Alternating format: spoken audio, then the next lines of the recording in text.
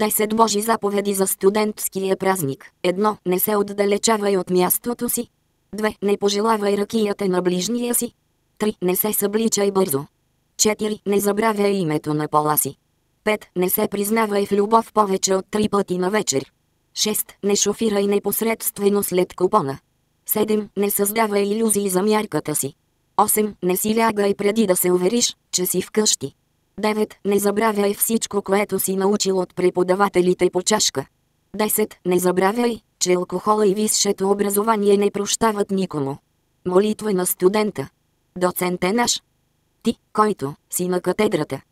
Да се чуе твоето име. Да бъде твоят подпис. И тройката наша да бъде, както в книжката, така и в протокола.